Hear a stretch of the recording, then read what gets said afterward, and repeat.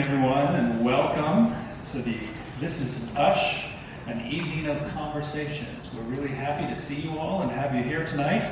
My name is Jeff Holt. I'm a scientist and professor at Harvard Medical School and Boston Children's Hospital. I run a research lab across the street where we study Usher syndrome. I'm also the chair of the Scientific Advisory Board for the Usher Syndrome Society. This afternoon, my colleagues, Marley Kinney and Elliot Shearer and I, organized a scientific symposium that included over 60 scientists to discuss the biological basis of Usher syndrome and discuss strategies for developing new treatments for Usher syndrome.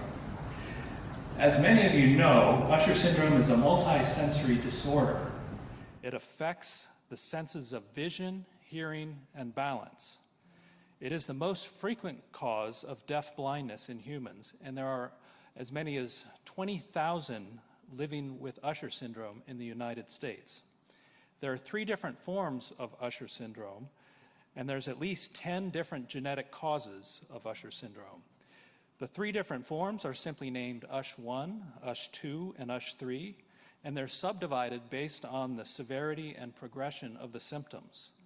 USH1 presents at birth and includes severe hearing loss, balance problems, and an onset of vision loss around 10 years of age. USH2 is more moderate in its onset of hearing loss and can be progressive, can include balance symptoms and vision impairment that begins in the teen years. USH3 tends to have a later onset, 8 to 14 years with the hearing loss, some balance problems, and progressive vision loss. This afternoon's scientific symposium touched on all 3 forms of Usher syndrome. There was a lot of wonderful science presented, a lot of productive discussion, and there's not really time for me to go into the scientific details, but please feel free to get in touch with me or any of the scientists here in attendance tonight. But let me just summarize by saying that there is good reason to be cautiously optimistic about the new treatments for some forms of Usher syndrome that are being developed today. So I thank you all for being here, and to get tonight's conversation started, I'd like to invite Nancy Korteman to the floor. Nancy's a dear friend and colleague and the founder of the Usher Syndrome Society.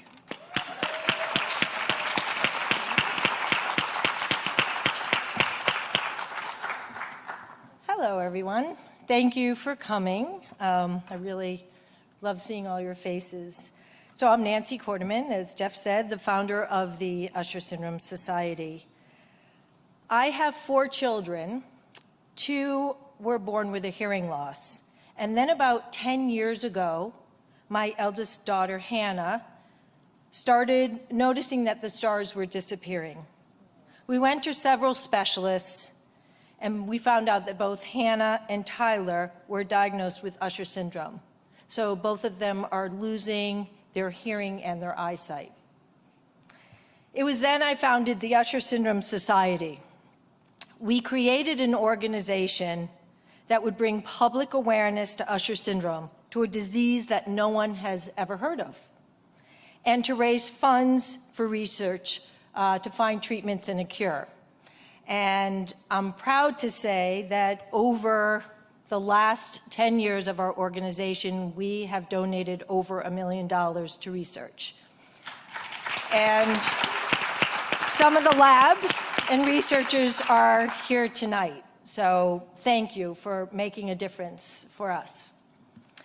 Fast forward, the Usher Syndrome Society has an international traveling portrait exhibit that you saw just a piece of it out in the lobby.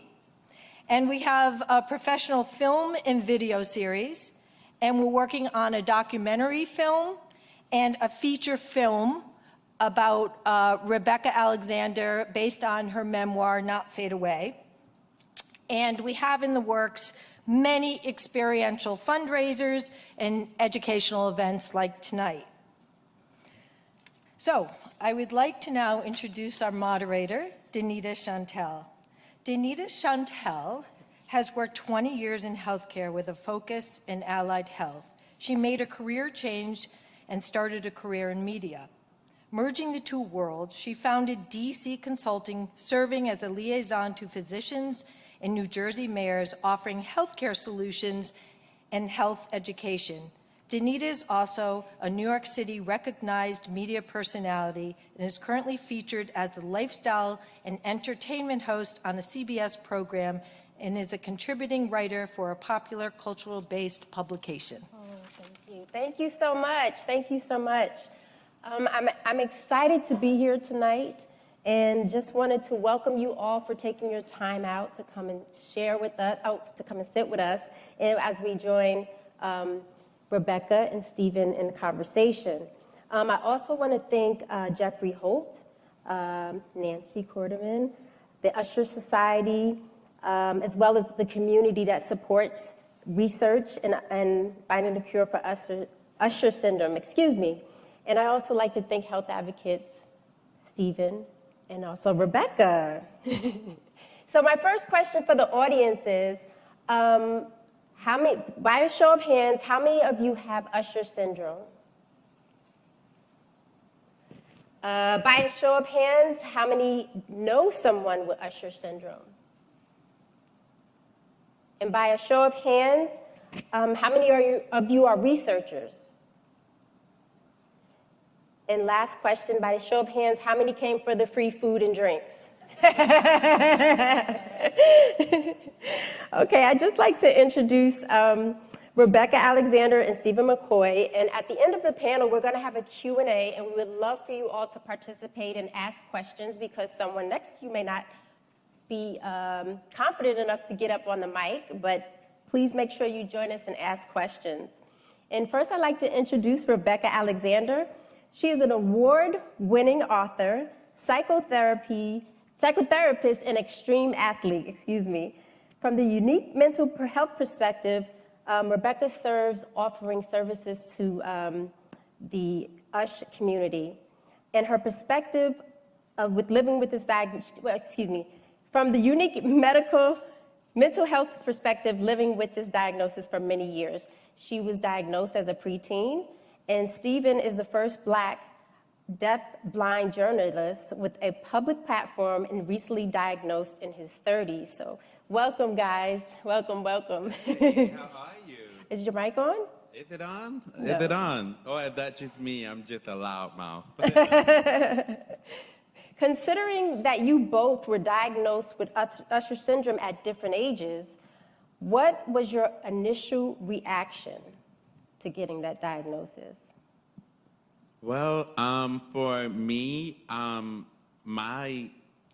was initially just kind of shocked, when they said, you have retinitis pigmentosa, you have Usher syndrome.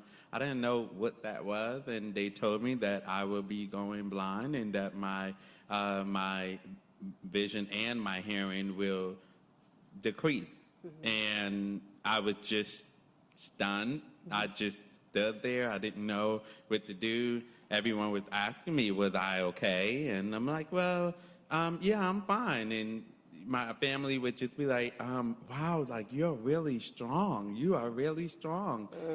And Stephen, you also... It was just a shock. It was a shock. You also find out that in your 30s, right? Yeah, it was just a couple of years ago. I was diagnosed in 2019. And I know you guys can imagine how that was. Because the thing about me, I wore a hearing aid since 5 or 6 years old. So I just didn't know about the vision. My vision didn't decrease until I was a lot older, just a couple of years ago. But when I look back, I'm like, okay, yeah, I did see those signs, actually. I did fall down those flight of steps. Yeah, I did it. But it was just a shocking experience, and it wasn't until I started to my vision started getting darker because the pandemic was the following year. So we're staying in the house, me being a journalist, all the red carpets were pretty canceled, and we started to go online and do the virtual, the Zoom, red carpets, and which was great and convenient for me. But the thing was, now the pandemic is kind of over, and now it's time to get back out there. Yes. And I'm like, oh, shoot, I can't see. a lot darker than it ever was because we were just staying in the house drinking wine, you know. So yeah, so it was difficult, especially after having to get back out into the world. So yeah, but during the pandemic, I did take action in getting the training that I needed, with different organizations such as the USH Society, who has always been supportive and sharing those resources and what should a blind person do? What should we do when we first get diagnosed? What about you, Rebecca? Yeah, it's interesting to hear just how everybody has their own experience in their diagnosis. I was diagnosed with RP first when I was 12, and later diagnosed with Usher syndrome. And as you mentioned, you saw the signs.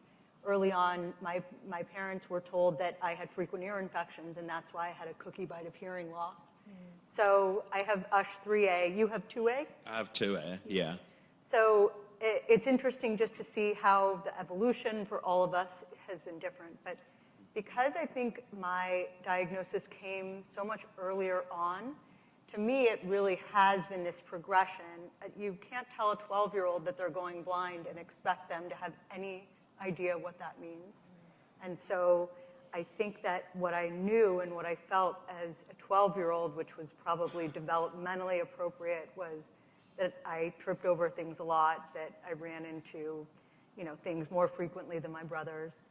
But it wasn't until I actually moved away from my family and I was on my own that I started to realize that I needed to seek out services to help support myself, where my self-advocacy skills really started to pick up. Wow.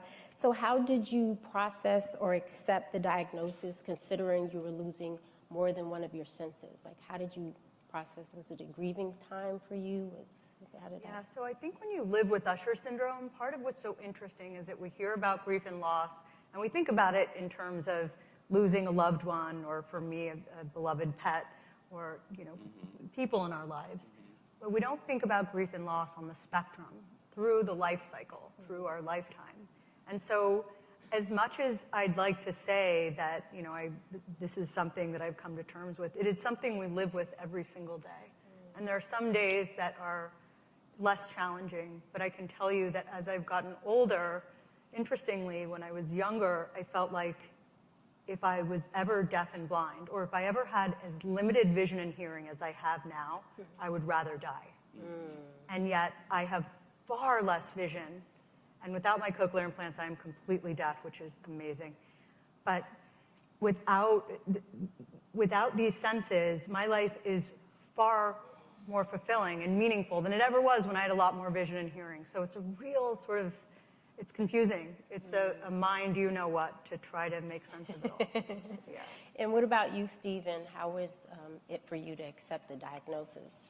It definitely was very tough because for me, it came at a later age for me, but most of my life I had my vision. And I used to always say that I felt like my vision was kind of like a rabbit's eye because I was able to see so far. And then all of a sudden, even just as a journalist, hosting red carpets at night, and having to travel a lot, it was just really, really tough for me to be able to, so I thought that I had to give that up. And I was very close to quitting. I didn't want to do it no more. I didn't want this life anymore. This, people are cruel. The world is cruel. And initially, I just really just wanted to quit. And I'm so glad that I didn't. I'm so glad that I have this amazing support, the support of all of you that's here tonight, because of people like you who are here. That this is, this is why we are able to keep going, because I know there were other journalists that I know I wasn't the only one in the world that was a journalist and may have had vision or hearing issues. But what could have happened was I was going to do the same thing that they did, which was quit. in a world of where in a world of where perfection is celebrated and imperfections are not, I'm just like, there's no way that I'd be able to do this job. No way. And I just one day just said, you know what? It's one thing that I haven't done. And I was gonna attempt to just end it all. And I said, there's one thing I haven't done, and that was to fight it through. If killing yourself is just gonna be painful or whatever it is, then I think you'll be strong enough actually to fight this life through. And when I came out and was able to share that story, there was a community of people that I had no idea even existed. And because of that, I became the first Black deafblind journalist in the United States. And I had no idea that I'm carrying that title, and we still have so much more to go, and I'm going to fight this through, and we're going to fight it together. Now, I wanted to ask you, since you were diagnosed later in life, did you harbor any shame or resentment towards your parents, thinking they should have took me to the doctors earlier, or what were your feelings about? No, not at all. There was no ill feeling towards my parents because of that. I know that, everyone did the best that they could, and with the knowledge that was given, especially just me growing up in an urban area, there wasn't that many opportunities health-wise. Everything was limited even by insurance. Yes. And you're not going to get to door 3 if the insurance only allows you to door 1, and that's it. As far as testing and things like that. So no, I wasn't. But what I can share is that when I was diagnosed, the anger definitely came in the sense of, for example, there were times where I would go to my family house. When I go to my family house, I just wanted to feel like old times, right? Mm-hmm. You wanted to feel like old times when I'm able to see. So I wanted them to, when I pull up, when the cab or the Uber comes, keep the lights on. Sometimes my family would forget to turn the lights on. And for me, I became upset. Like, y'all know that I was coming here. Why wouldn't y'all just keep it on? Like, no one cares about my situation, but I wanted to go home and pretend as if nothing was happening. I was trying to psych myself out. And the truth is, you can't do that. So I knew that I had to face the truth. So that's when I was able to, I had a moment of reflection and also conversations with my family members that allowed me to be able to come to terms and heal that anger and know that our family and our friends are here for us. We are trying to learn it together, right, Rebecca? Like, we're trying to learn it together. So, yeah. Yeah, I think what's interesting about what you're saying, I think that many of us find ourselves with Usher syndrome trying to protect our family members from our disability that we don't want. I'm so, as weird as this sounds, I'm so glad that I'm the one in my family that has Usher syndrome. I feel like it would be much harder if it was my twin brother or if it was one of my family members. That for me, I oftentimes find myself not disclosing or maybe just trying to be like old times with my family because I'm almost trying to protect them from the sadness that comes with having a condition like this. Yeah. And it's interesting to experience that and to know that's happening, that I don't want to burden them or somehow make them feel badly. And that I feel like is a part of just another dynamic part of this process. Yes, absolutely, yeah. Mm-hmm. And as you mentioned, you wore hearing aids when you were younger, and you had cochlear implants by the time you were 12 years old, correct? My implants were a bit later. But a bit later? Yeah. What things did you have to put in place to make life easier for you? Like the walking stick, I know you talked about that, Stephen, and what are some of the things that you had to adjust in your life? Well, For me, as a child, I felt that I had to adjust by purposely losing my hearing aids. Oh. I thought that would be the way, because I got bullied a lot.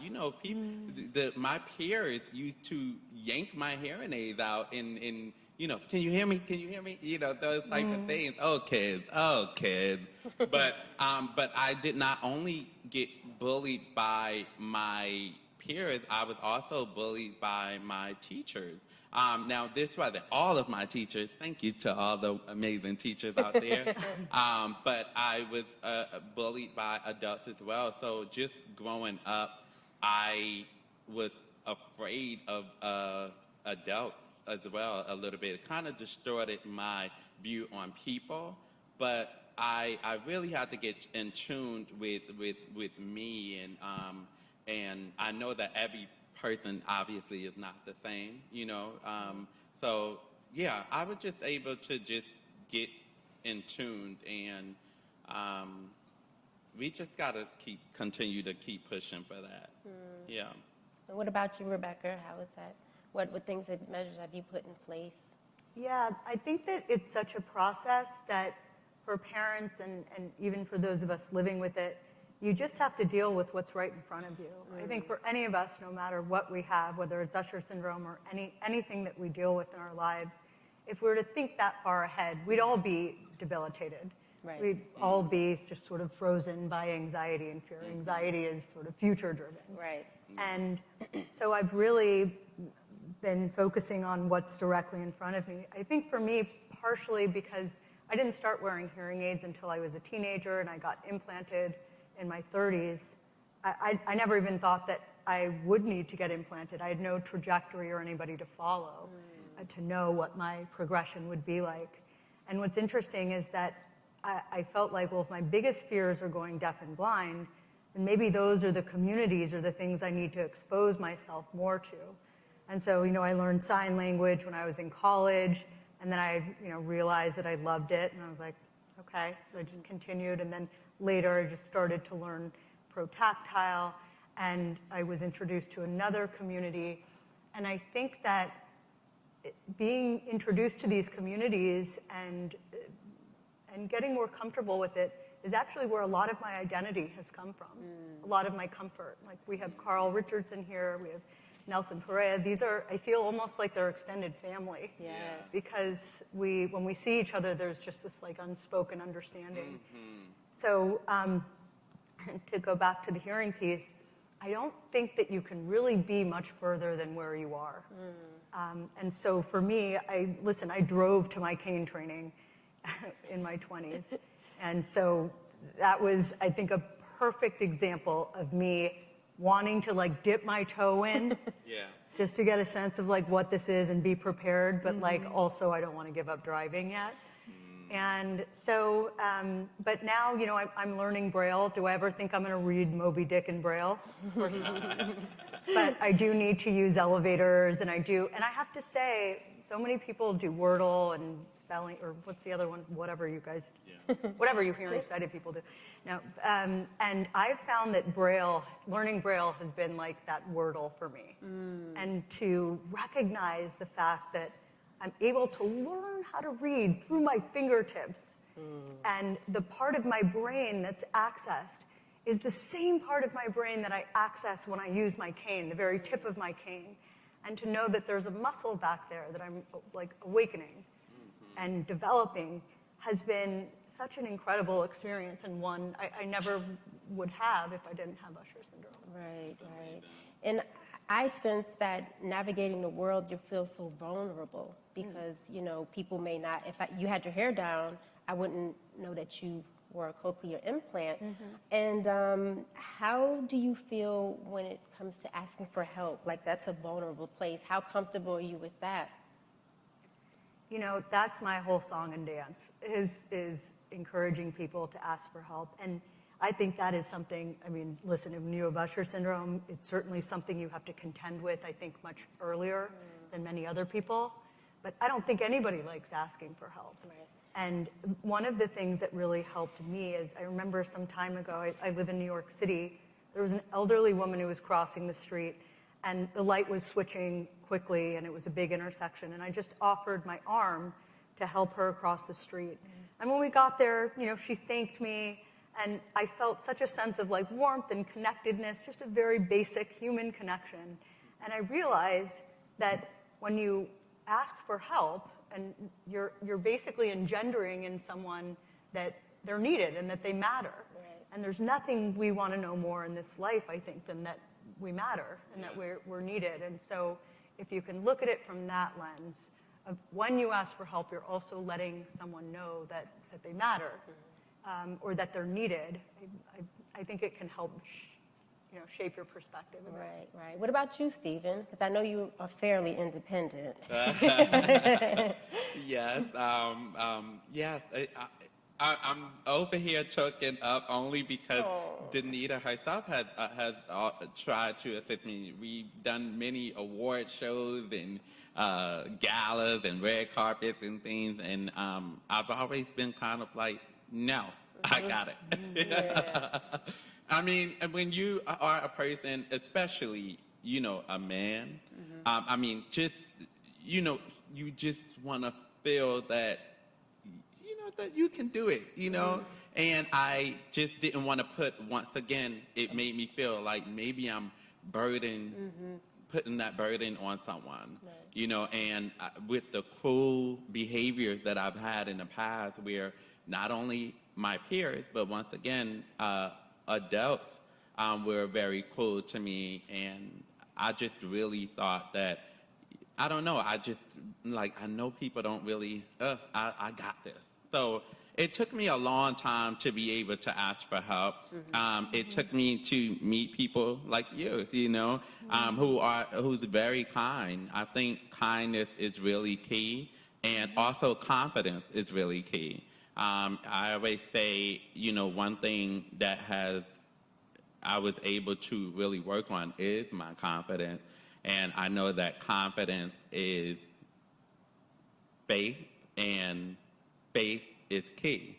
And with that, you'll be able to fly your wings anywhere. I always use this analogy that it really, like when I first was diagnosed with the Usher syndrome, it really felt like, okay, I wasn't going to see, I wasn't going to, almost even anxiety, having the anxiety and going to sleep and waking up and feeling like, I can't breathe. You know what I mean? Like now having to, keep one light on just so I know that I'm not completely blind. It was weird things that was happening, and it took a lot of work, but it made me feel like I was a caterpillar in a cocoon, and I just needed to learn to accept who I was. I thought I would never have those wings again, and little did, to my surprise, that I came out of that cocoon, and my colors on my wings are as bright as ever, as colorful as ever, and I am the happiest that I've ever been in my whole life. Wow. I think that, just to touch on that, I think what happens when we don't ask for help, we don't realize, we internalize this resentment and this anger. We expect people to be mind readers. Yes. So when someone doesn't help us or do something, we may be very passive aggressive, we get frustrated, and then we start not liking the person that we are. We start feeling that sense of like self-loathing. And it's not even the Usher syndrome as much as it's that unwillingness to admit our vulnerability, our need to ask for help. So we expect people to help us, but we don't want to ask them for help. So we want them to just know. Yeah. Like, you just need to know. Like, don't you see me struggling? And yet, that's part of it, of being able to, I think that a lot of people want to help. They just need you to tell them what to do. Yeah.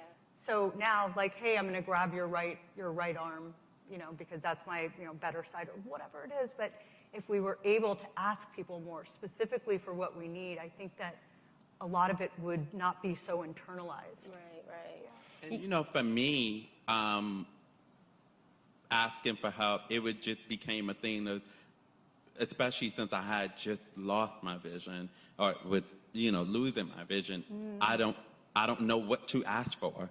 I don't know what I need. I don't know. So I started to learn, okay, what light works best for me? Is it yellow light? Is it white light? That's white lights, y'all. So just in case, But also, even when me and my family would go to restaurants, I love the view of the window. So I would sit, towards the window, watching But I learned I'm seeing whomever in silhouette form. And me and my family, we're like, well, let's try something different. Let's see. Let's move around the table. Let's see what works.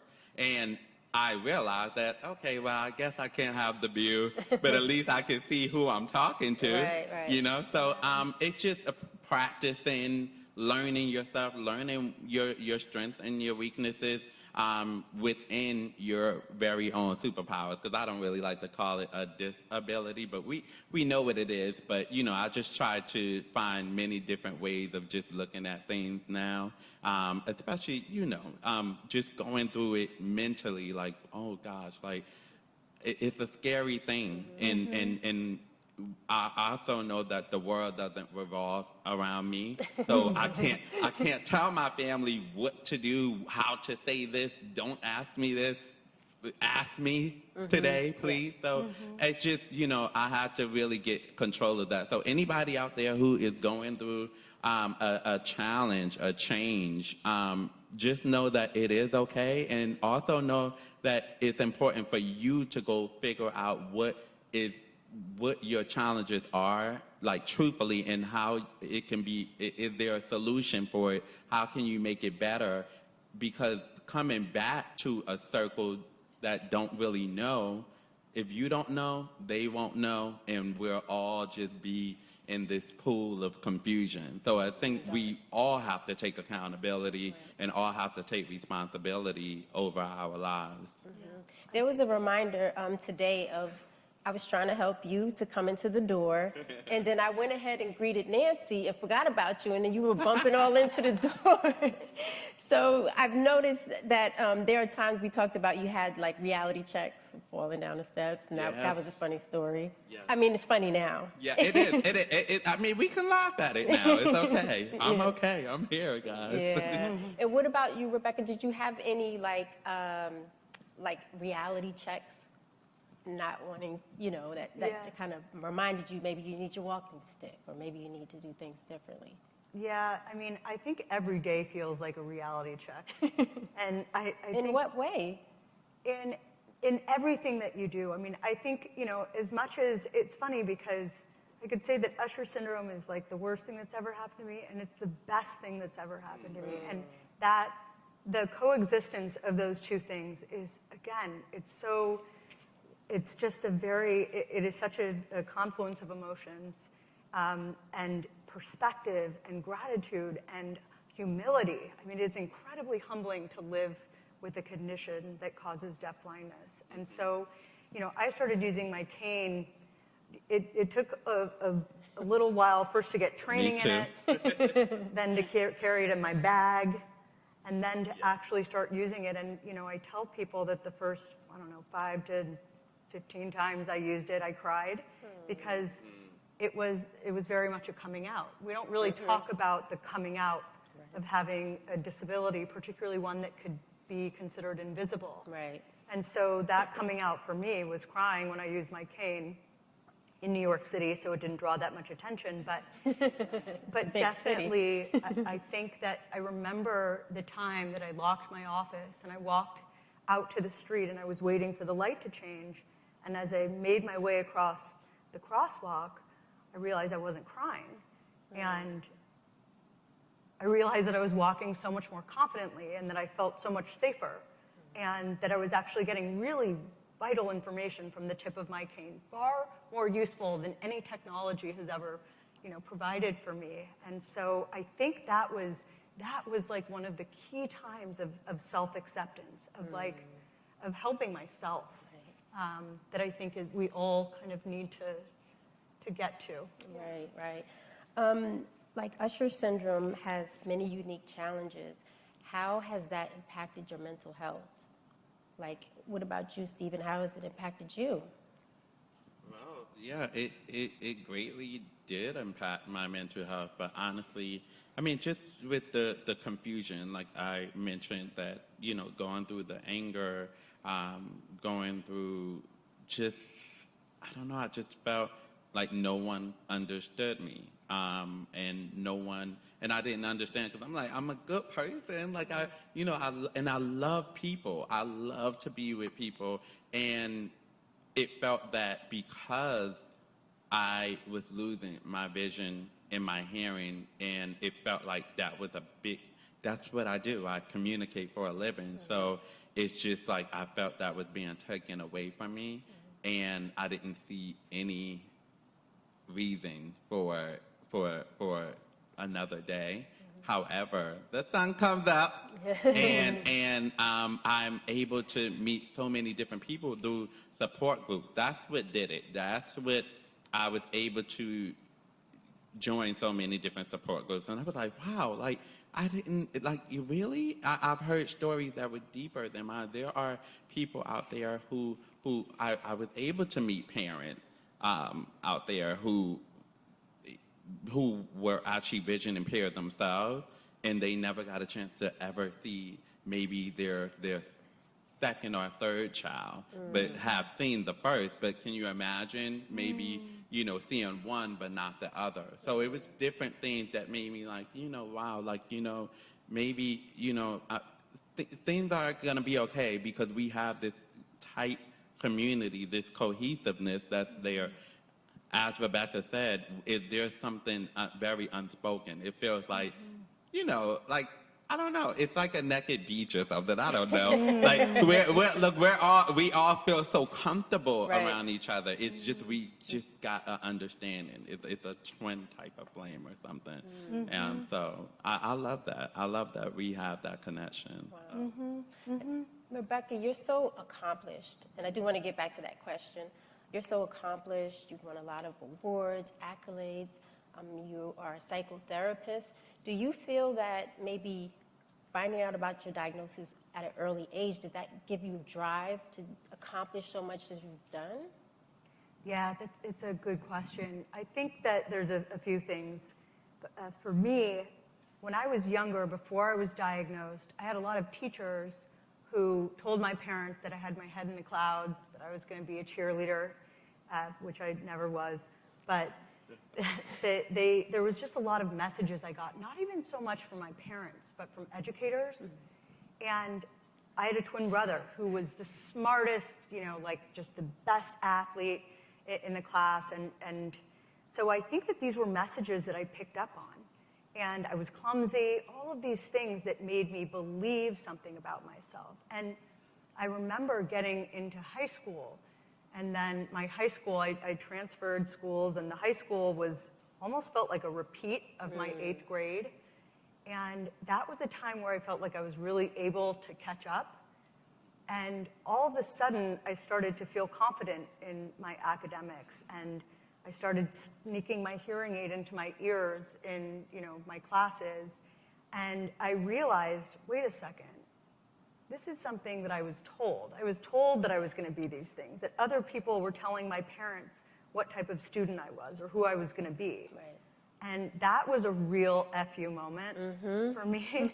And I think, I think Michelle Obama talks about it in her book, Yes. that there's this piece of me that felt like, no, actually, I'm going to be the one who determines what happens with my life and what I'm able to accomplish. And so I think that was the fuel, for my fire, which was very good. And it was good for me because it made me realize that we have that ability to define ourselves.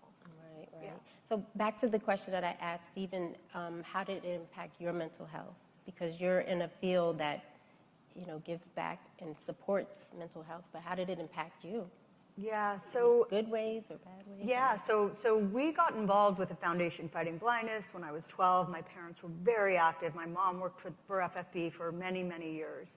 And what I started to realize is that, first of all, it was where I met people when I went to those conferences, and I felt a sense of connectedness. It was the first time I'd met teens in a group at the very first conference when I was 15 that I went to. It happened to be in San Francisco, which was across the bridge from where I grew up. And it was the first time that I'd met other teens, and I felt like such a sense of relief. And so I realized over time that, I'm almost 44. I've been told since I was 12 that in 10 years there would be treatment. And then in 10 years there would be treatment. And I started to recognize these patterns of feeling a sense of hanging on to this hope, of waiting for research. And I think it's so important that the researchers are here tonight, because I think that there is, as Marley Kane said, I said, well, so what happened? What came of the conference? And she said, well, there's a lot of really wonderful, promising research that's happening. Obviously, not fast enough. And I think that we subscribe to that. And so we call it the medical model. But I started to realize that I was feeling like if I go blind, if I go deaf, my life is going to be meaningless, or that I have so much urgency. I got to do this right now. I got to do it right now before I go blind. And I was making myself so anxious. And I was driving myself crazy. And so I started to look into what it would mean if I didn't subscribe to a medical model. If I didn't look at myself as someone who needed to be fixed, that didn't need to be, that I wasn't broken, that this was simply a part of me that made me sort of unique and different. And I think that being able to make that adjustment of not necessarily subscribing to that medical model has been certainly a progression, but it made me realize that I think all of these years, what I was really dealing with was, yes, experiencing the loss of vision and hearing, but it was really not having a foundation for how to take care of your mental health when you have these two physical conditions. And so that is very much a part of why I started to really kind of dig deeper into the mental health component of living with a condition like this. So you're a psychotherapist. Can you talk to us a little bit about your clients and, how you mentioned how you had a love for mental health, but can you expound on that as a psychotherapist? How I got into it? Yeah. I'm very interested. I think that I've always been fascinated by the human condition, but more importantly, I felt like there were never, the mental health strategies that I had growing up were the people that I met through the foundation. Or it was that sense of community. And when we're not in the community and we're in our families, many of whom are not also deafblind, we feel very isolated and either misunderstood, or all of the different feelings, and we feel like we're the identified patient. And how do you develop confidence? How do you develop autonomy and independence if you always feel like you're that burden? And also, how do you deal with depression and anxiety that are natural occurrences when you are losing two conditions? So I really just started researching mostly for my own mental health. I went into this, like, there's got to be something bigger than just attending these conferences and being like, well, looks like this is going to be out in the next 10 years or whatever. So there's a lot of different, I've realized how important using tactile things for many people are. Like, I have different putties that I oftentimes will give to patients of mine. Sometimes they have scents, and sometimes some are thicker, but I have all different types of tactile tools that I use, especially for people who have vision and hearing loss, that I found to be helpful. But I also introduce people much more to the process of grief and loss. We all experience grief and loss throughout our lifetimes. And being able to develop more of a relationship with grief and loss, I think, has been really important. Wow. Yeah. Wow. Stephen, I wanted to delve into your personal life. How have you found, how's the dating life for you? Like, what is that like? Do you explain to some of the people that you link up with that you have a Usher syndrome? Like, what is that like? Do you want to have children, a family one day? Well, I would say, I think it's probably in the beginning, I think it's difficult maybe for anybody who is going on dates, maybe when you are dating, how to open up about that. Like, do you tell the person right then and there, or, but I honestly think it's all in the vibe of of things or how serious, what is the person talking about? If they're just saying, I'm just here to chill, get to know, then maybe that's not someone that you care to really invest your whole, piece of yourself to or whatever, because it ain't going to be a second date. So, I don't know, but I think it can be as easy as you make it, and it can be as hard as you make it as well. So I would just say to people out there, just try to just tell the person right off the bat, listen, I gotta be there at 6 because by 7:30 it's dark, and that's it. I don't know. What I remember in the past, and the dating situations, I remember I would try to get to the restaurants a lot earlier before the other person. So I'm already seated. I don't have to go through, to get to the tables, tripping all over the place, bumping people's chairs. So, those were the things, in dating world is concerned. What about you? Did you have any similar type of situation? Oh, man, I could write another book about dating. We should collaborate on that one. I'm sure we Right. Oh, man, the lengths that I went to keep people from knowing that I had Usher syndrome. People would think that I was drunk. People would think, and I was cool with it. I would rather you think that I was, drunk than that I had vision and hearing loss. But I would go somewhere. I remember I got to, in the West Village, I met someone. And, of course, they chose the restaurant because that was just not thought out. But so I get there, and it's so dark, and there's stairs. And I'm like, oh, Jesus, how am I going to get at the door? I can see the door-ish. But so I'm like, there's 3, I don't know, are there 3 stairs? I have no idea. And so I waited for someone to come, and I counted the number of the times their head went down so that I could follow that. And that's how I knew there were 4 steps. And so the things that we do, I remember sitting at a dinner with someone in an Ethiopian restaurant. It was one of my favorite restaurants. I was so excited we went there. Turns out they were going to have a band there that night. And so I could not tell you what we talked about because I made a total ass of myself. But I would have rather done that at the time. That I didn't know how to disclose it. And then something happened, and later on, I would just tell anybody on the first date. I just don't have time to waste. But I definitely have war stories. Stephen, I'm curious, as in regards to the LGBTQIA+ community, have you met other people? A, B, C, D, E, F, G, H, I, J, L, M, N, O, P. Yeah. So have you connected with other people in that community, considering?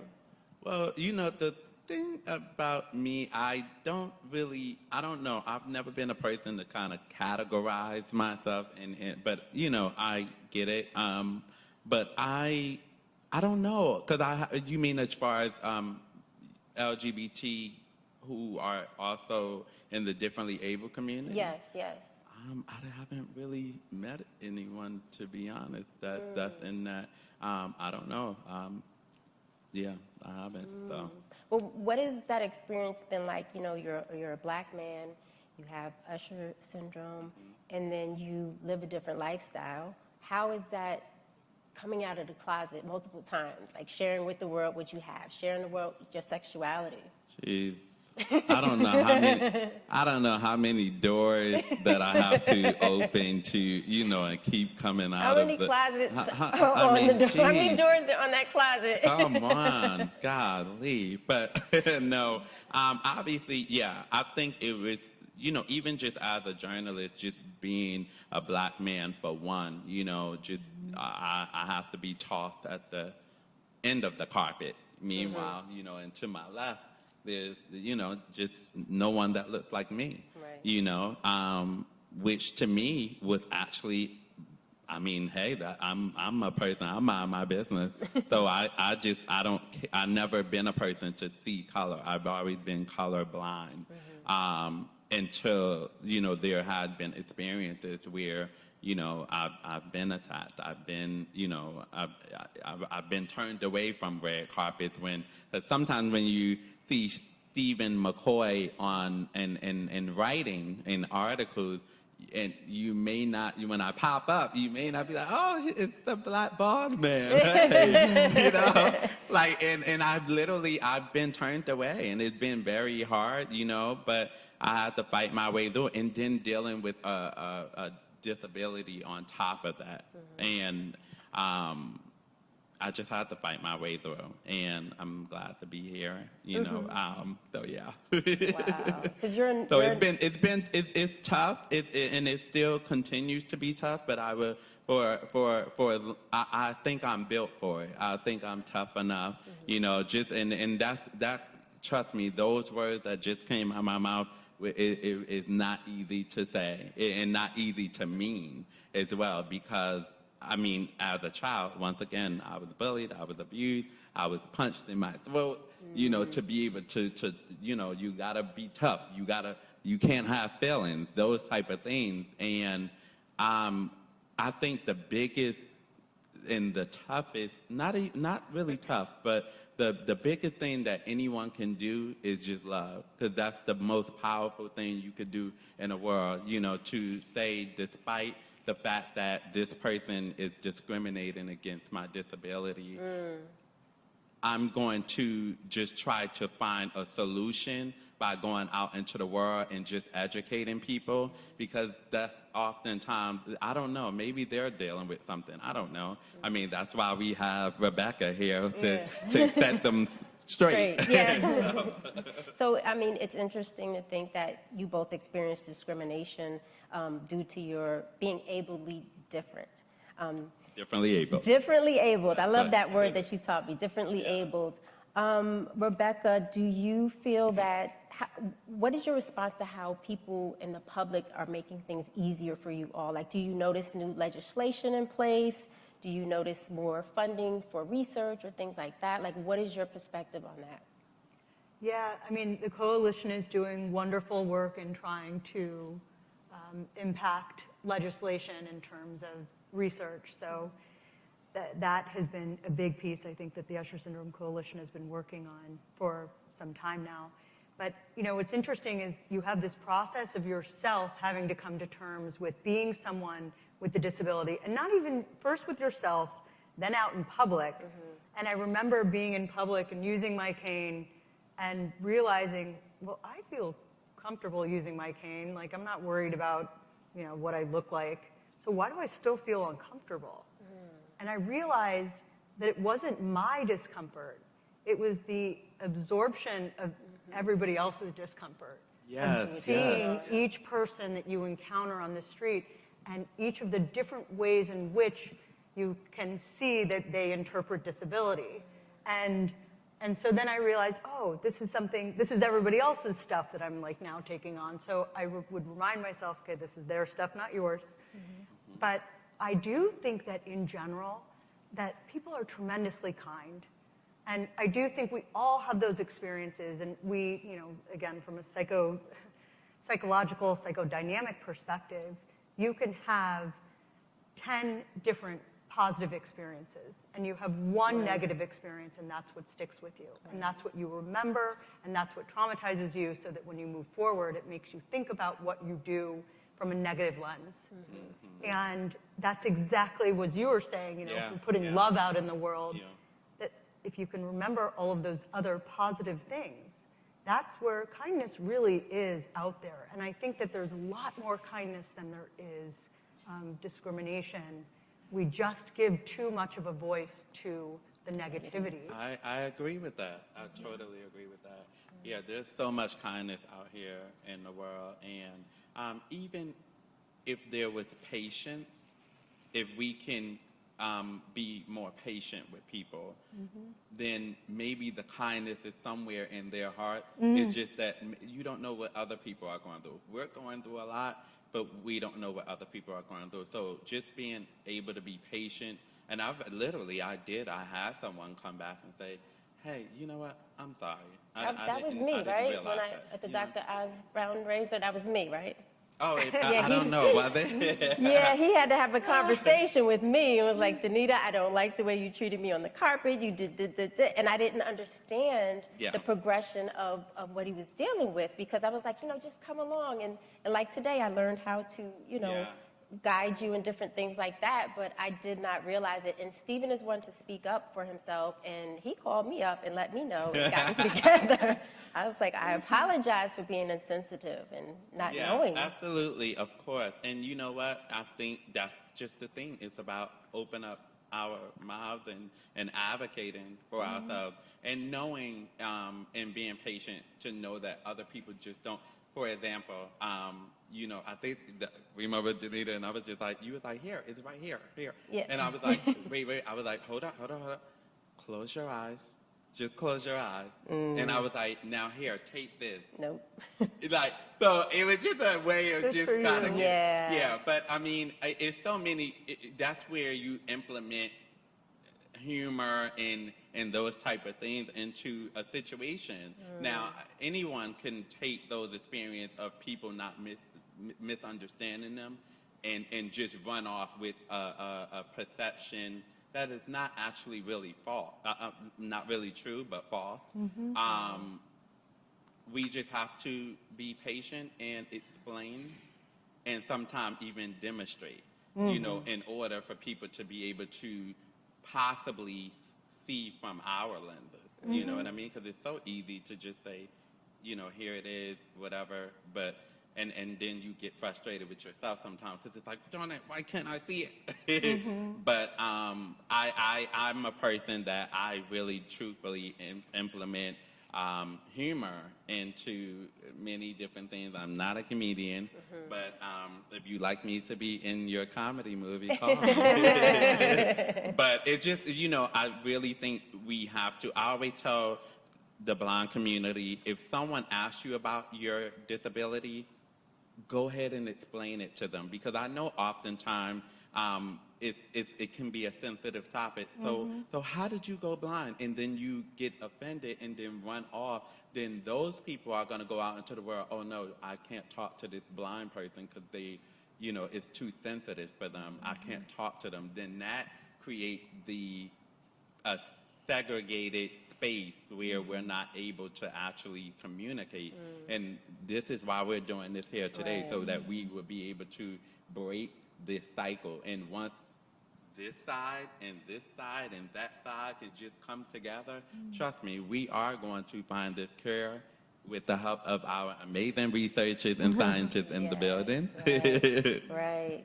Wow. Just to continue the conversation and awareness.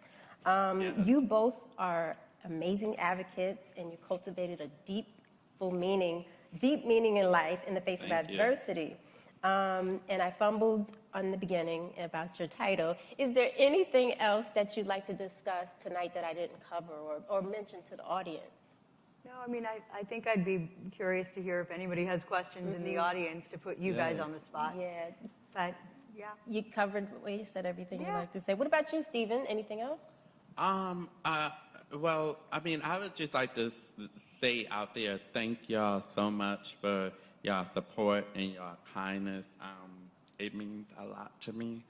I am, I've really endured a lot of pain and a lot of confusion. And I'm strong enough to not to take that with me. I just wanted to turn it around and push out love. And that's what I'm going to do until the day, there's another, maybe a Stephen McCoy Jr., and he might get on my nerves, and, we'll talk then. But thank y'all so much for coming out, and thank you to the Usher Society for all that you do. Thank you to the Usher Coalition for everything. Because of you, I made it to the White House and the Senate office, and that was pretty dope. So thank y'all so much. I appreciate it. Yes, we'll open up if anyone has questions. So we have mics set up on both sides, so please ask your questions. So I'll start, just not so much with a question, but with a comment. Rebecca and Stephen, you know that you're an inspiration to Usher syndrome patients, and you're an inspiration to Usher syndrome families. But I want you to know you're an inspiration, and I don't think I'm going out on a limb here, speaking for all of us. You're an inspiration to all of us. Yes. Really, it's amazing. I've learned so many life lessons just listening to what you're saying to us tonight. So thank you again for being here. Yeah. Thank you so much.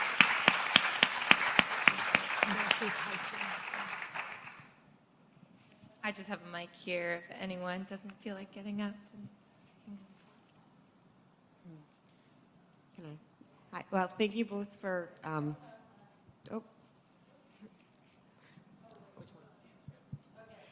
Thank you both for over here for speaking to us tonight. It's been really great to hear from both of you. I've heard from a lot of people with visual impairments how much easier it is to be in their home environments and how much harder it is traveling. And especially, I'm imagining for the amount of travel that you both do, navigating airports, navigating different hotels, and all these different spaces, even like here with all the steps. How do you both deal with it just yourself? And also, do you have any tips for people who are wanting to get out in their environment more but are just nervous about it? Yeah. Well, so I think that, I don't know who is speaking, but clearly you have a lot of exposure or experience with low vision, because that is exactly what it's like. You're in this environment and the space that you know so well. Even my street, I know so well, and I take my dog to Central Park, and I don't even realize how comfortable and familiar it is for me, because I'm in that area all the time. It's my route back and forth. And so when I do go to airports, or when I come here and I visit, it is sort of like a reawakening of like, oh wow, that I really notice how much I don't see. And it can be a bit of a shock, to say the least, but it's also something that it's a muscle that we have to continue working. Part of what I think made COVID so difficult for everyone, but particularly for the deafblind community, is that it's a muscle we have to continue working, of being out in the world, self-advocating, of using our orientation and mobility skills with our cane. And when you don't do that, it's just like going to the gym. If you go to the gym once a month, that's the benefit you're going to reap from going to the gym. But if you're going continuously or regularly, and it doesn't have to be flying through an airport, it can be something that's local but out of that comfort zone, that will help you maintain your independent skills, and it will help you remember all of the different skills that you've learned with your cane, or even through self-advocating, asking for help. So I think it's a muscle that you have to continue to exercise.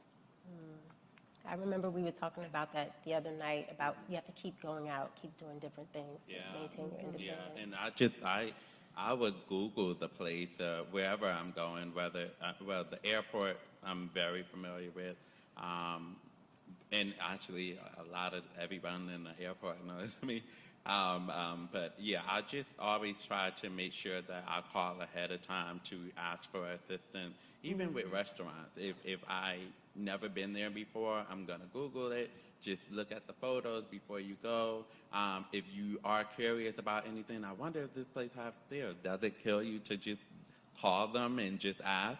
And then someone would be aware that, oh, someone, that said that their vision impaired is coming or whatever. Also, there's been times where restaurants would just simply turn up the light.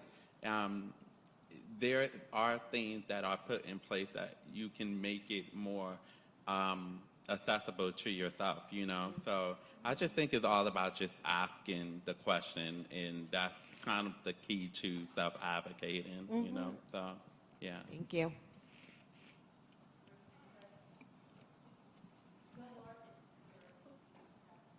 Rebecca, I think you just actually kind of answered my inquiry. There's a phrase that you used in your book that I just stays with me all the time, and it says, you said, I live with fear, not in fear. And I think you were answering that as you were answering that person up there. That's good. So good.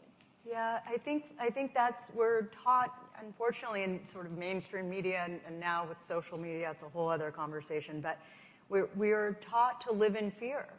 And we all have fear, and we have to learn to live with fear, because we can do these things and also be afraid. And that, I think, was another skill that I'd never learned. But it is fear. Anxiety is rooted in fear, and that's what keeps us from challenging ourselves. And it's only in challenging ourselves that we develop confidence and self-advocacy skills. So it's all interconnected. Yeah.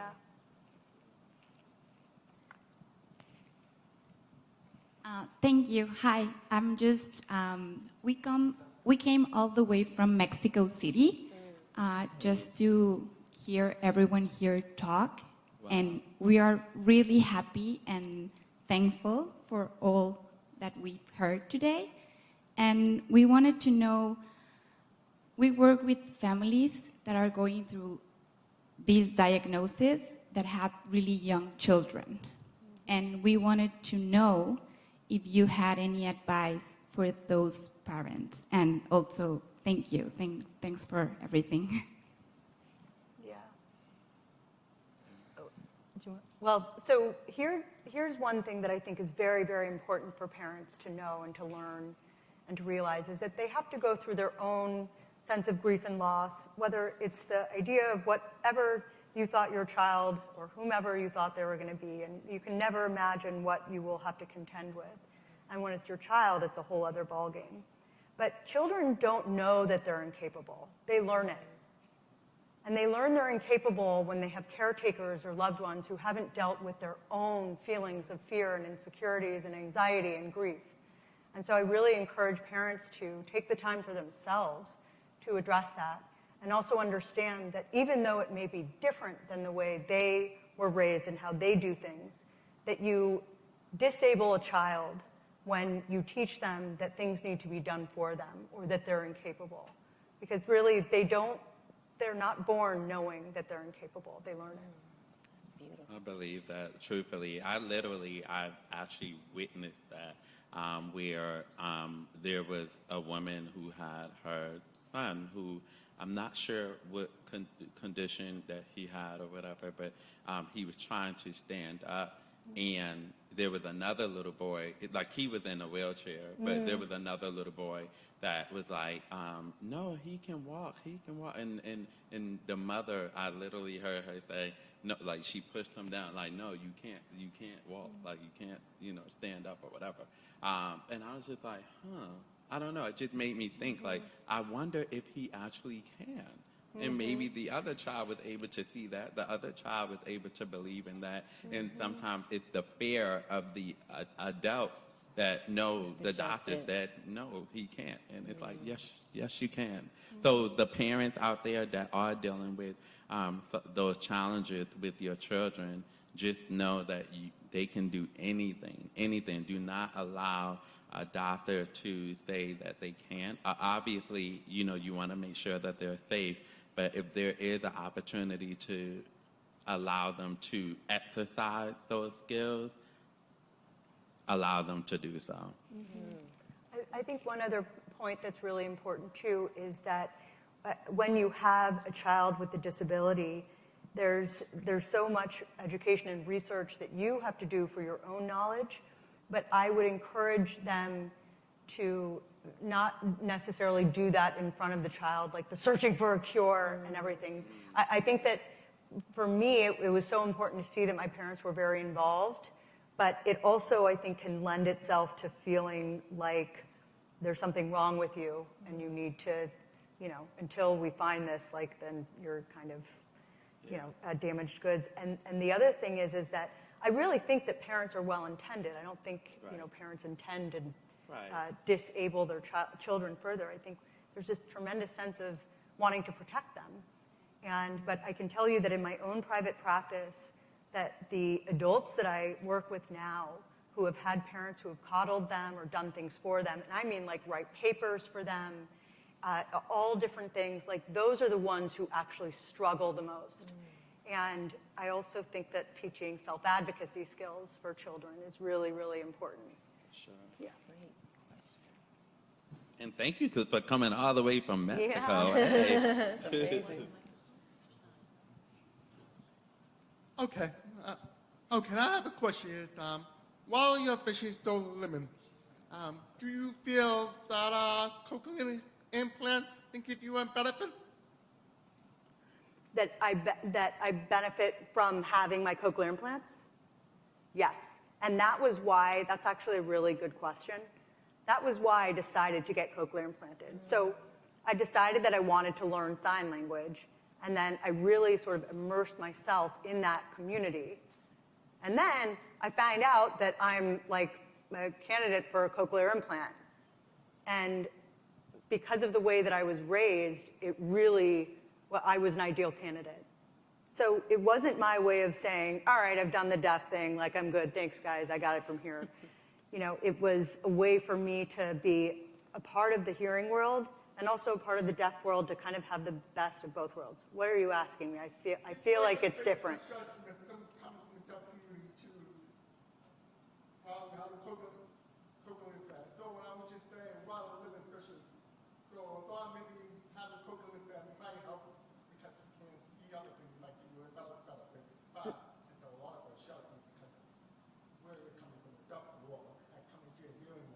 Right. Right. Well, here's what's interesting. I found that, like, the sighted world and the deaf world, they're both as naive about, so, you know, I have many, like, culturally deaf friends, and they struggle with their deaf, you know, friends because they don't understand vision loss.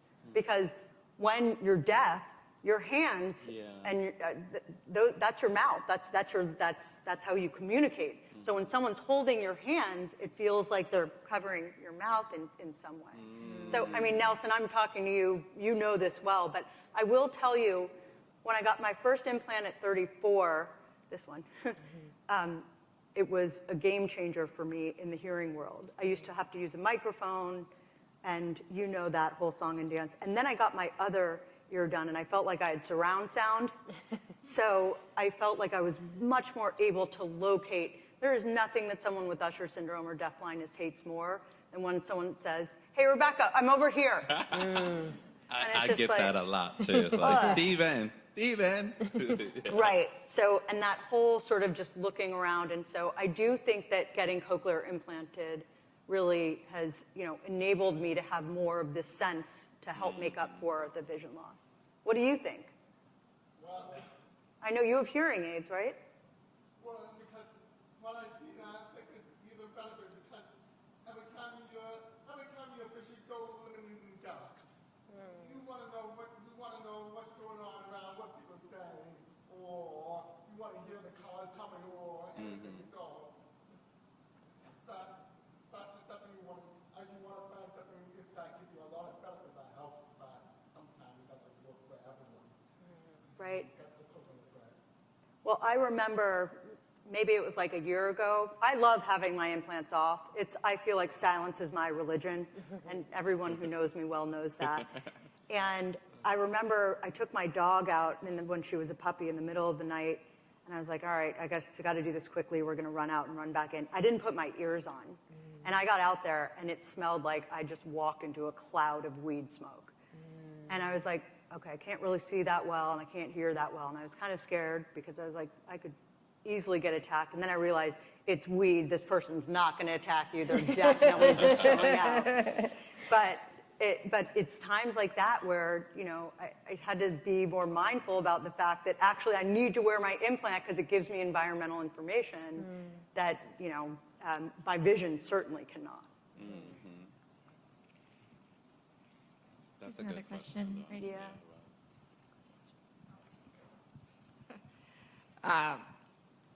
Excuse me, Alvin down. Yes, I have a 2A, totally blind and bilateral cochlear implants. I wanted to ask you to kind of talk a little bit about how Usher syndrome or blindness is a family and friend affair to a little bit about how your experiences are with, advice to friends and family as you change over the years, your vision changes, your hearing changes, just your experience with how people adjusted to you, those closest to you, as you were losing more vision, more hearing, and a little bit about advice to friends and family as you cope with that. Hi, Martha.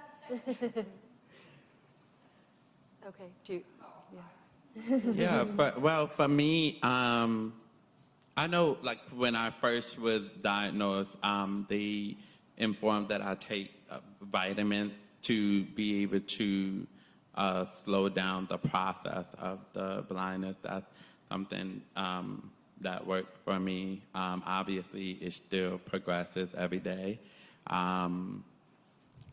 And of course, during the pandemic, it didn't make it any better, considering the fact that I was really good at reading lips. So I always knew when people were talking about me, So I was really good at reading lips. And when the pandemic came, we started wearing masks. And that also, that just muffles everything. So it was just like, it was really tough during those times. I mean, would you say even for your hearing, when you had to put on the mask, did it come off a little bit harder? Especially the fact with the RP, I didn't know how to describe it.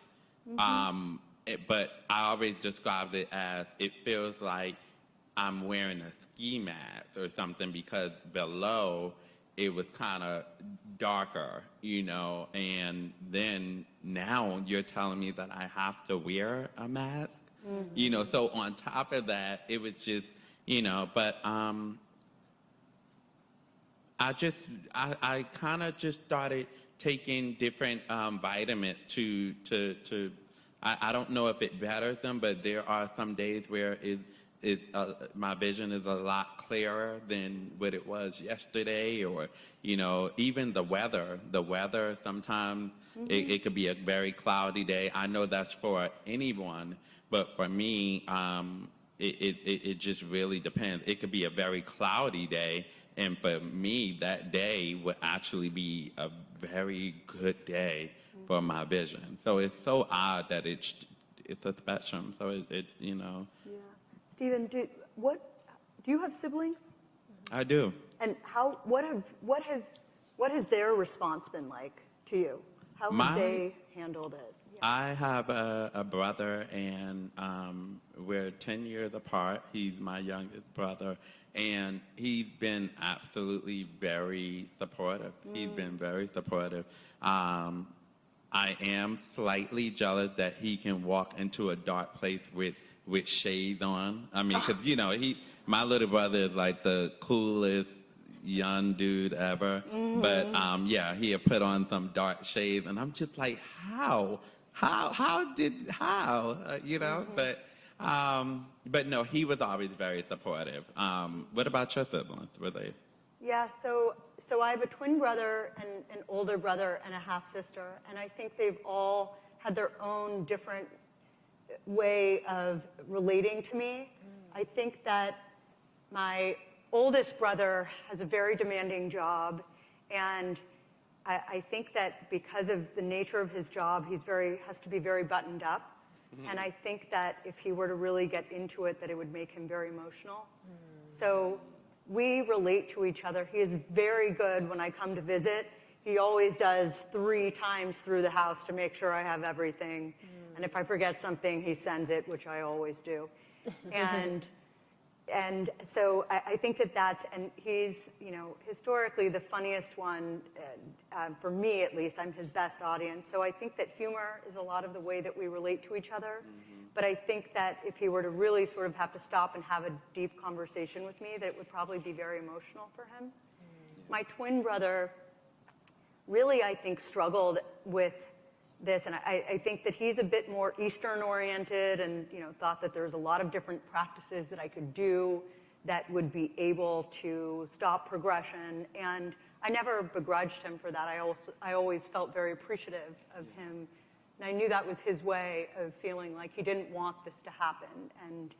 But over time, he's started learning sign language and even finger spelling. And he would, my family will FaceTime me all the time. And I have this thing that I do with them to wait to see how long it will take them to figure out that I don't have my ears on. So I'll be like, I just talk to them as though we're having a conversation. And for me, it's like, how long can I get them? And with Kev, he knows right away. But he, instead of like, my mom will go like this. Put your cochlear implant on, and then I go back to her.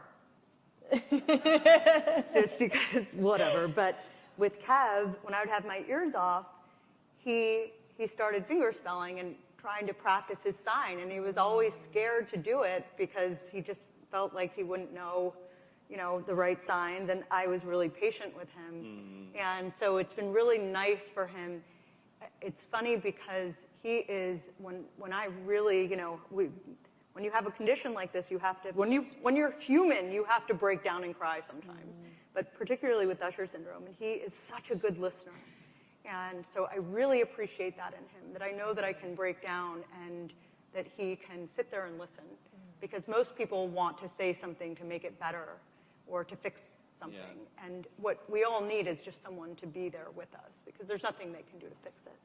My sister, who's 14 years younger than I am, the other night it was raining and I was walking back from my office and I grabbed a different bag and I didn't have my cane with me, and I was like, son of a... And so I called her on FaceTime and she led me home.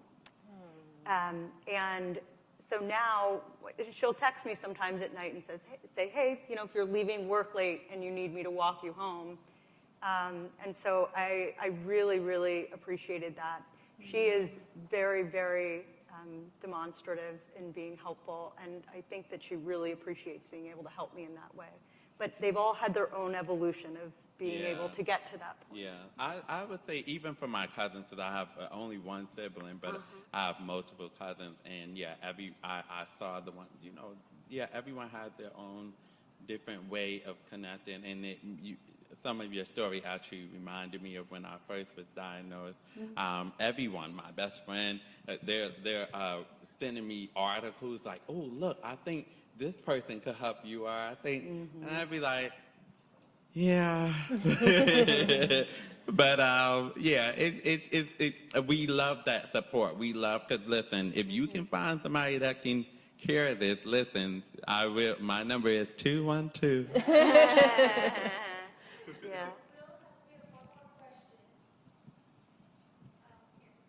Oh, there's two more questions. Two more questions. Yeah. Hi, so I'm just curious from a research perspective. I know that you said that we, Usher syndrome is one of both the best and the worst thing that's happened to you, and how you also say that talking to children, we don't want to be saying things like cure, and when this happens, things will be fixed and it'll be better. And I'm just wondering how you feel overall about the way that researchers talk about Usher syndrome, using words like cure and treatment, if this is also a good thing in your life, and how we can better discuss this. That's a great Do you want to know my real opinion? Yes. Say it. Here's what I think, and here's my feeling about it. Because I've been doing this for so long, I think that if I can encourage researchers to do anything, first and foremost, I don't know that I can convey the level of gratitude I have towards all of you for the work and the tireless effort that you put into your work daily. Because I promise you that when, it's not a matter of if, but when there is something, that it will be incredibly meaningful to people who struggle with vision and hearing loss. But I can also tell you that there has been historically a tremendous carelessness within the scientific and research community with the words that they use, because people in this community who subscribe to this medical model, they hang on your every word. And I did that for a very, very long time. And I had a breakdown with Nancy at some point where I felt so angry. People ask me if I'm angry about Usher syndrome, and I've never felt angry. But I feel very angry with the carelessness with which people communicate when there is going to be treatment. And so I personally think that using a word like cure, it doesn't sit right with me, because I believe there will be treatment to stop further progression, hopefully soon. I do believe that stem cell research and gene therapy and even the zebrafish research is tremendously fascinating and hopeful. But I think that finding a cure and saying that seems a bit deceitful. And so I say that, I'm sorry to say, but if anybody who really knows me in this room knows that I don't have a trouble expressing my very true opinion. So, yeah. Yeah, to echo what you were just saying, I mean, again, we appreciate the gratitude for the researchers, the scientists, all the work that you guys do. It just made me remember when I was diagnosed and how I was diagnosed, and it was just like, well, and I'm curious at this point, like, so when is my next appointment? Like, I don't know, should we follow up? And she was just like, I mean, yeah, we can if you want. It's just, but there's nothing we'd be able to do. It's still going to be the same, or it's going to get worse. And I was just like, okay, I just didn't really feel like, you know what I mean? Although that's not the same from a researcher, you know what I mean? But it was just something that made me, like when you said people are just, we have to choose our words differently, even using the word cure. I would believe anything when it comes to, just, I'm keeping hope alive. And also, but we still do obviously have to be realistic. And but being realistic does not mean that there has to be a negative bone in the body, obviously. But I do think we, like you said, because I have met people who they're just like, oh yeah, I heard about that. I don't like when I speak about the new research that has come out, the new different gene therapy and those type of things. People literally, you're right, they do hold on. And I'm still, as Carl Richardson has said, I'm a newbie to this, and the thing is, I'm just learning, like, wow, there are so many people that are still, they believe every single word, whether it's, it seems more negative sometimes nowadays. So we do have to be very careful in, I guess, the words that we select. But once again, I am so grateful for and have so much high gratitude to the researchers and the scientists and the specialists, the doctors that's out there that's helping us to push for our mission and actually getting further treatment, diverse treatment. I know it's very complex. However, I know that we can do it. It's so many. If we can, have cars that's about to start flying, I think we can do some things, right? I think so. But I think that, to your point, Stephen, that I think one thing that really holds a lot of clout in this community is we all talk. We all know who the best clinicians are, who have the best bedside manner, the ones who are the most empathetic and compassionate. And I know when you're a researcher, you're behind the scenes more, but it really goes a long way.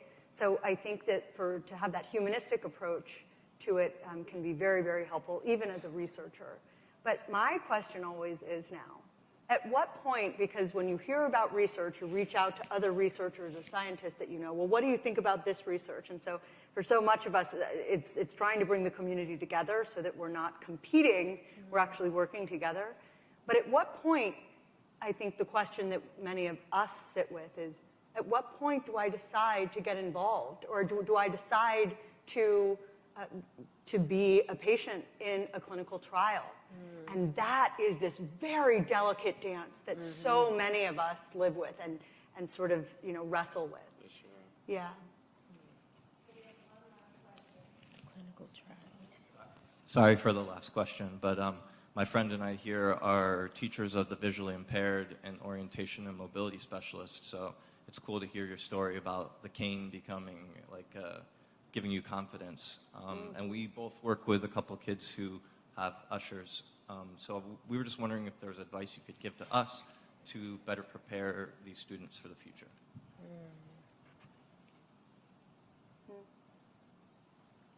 I think it'd be great if we got your advice first, considering the fact that you started when it was like 12 years old. Like that'd be great.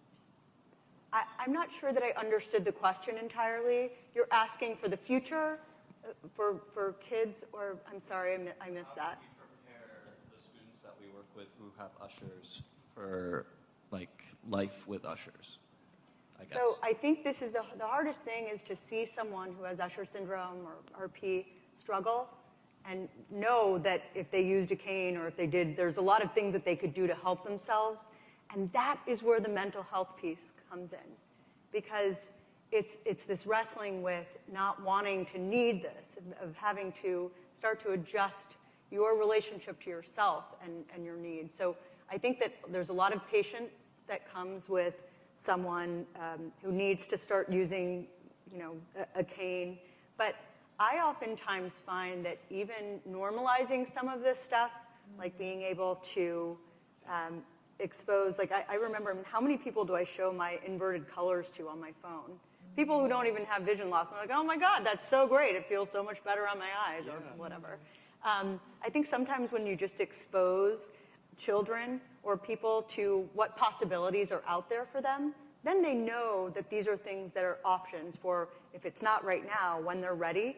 But to be able to have that exposure, I think, can be very, very important. And I think one of the most important things is that disability itself drives innovation for technology. And so there's so much technology out there that's being developed and that has been developed. And so I think the more that we know about that, the more we can, help these children or people with Usher syndrome and low vision be more autonomous and independent and self-confident. That's great. Well, Nancy, do you have any closing remarks that you'd like to make? I have one last question. Yes, yes, Rebecca. How many people in this room tonight learned something they didn't know? And can I get a round of applause because I would like to hear it too.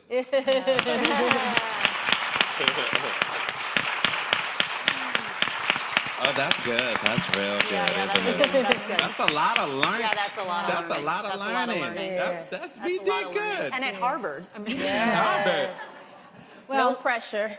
I know we went later than planned, but this was great, and I hope everyone enjoyed it and learned a lot, and we'll do it again. But thank you so much for coming, and have a good night. Thank y'all so much. Wow.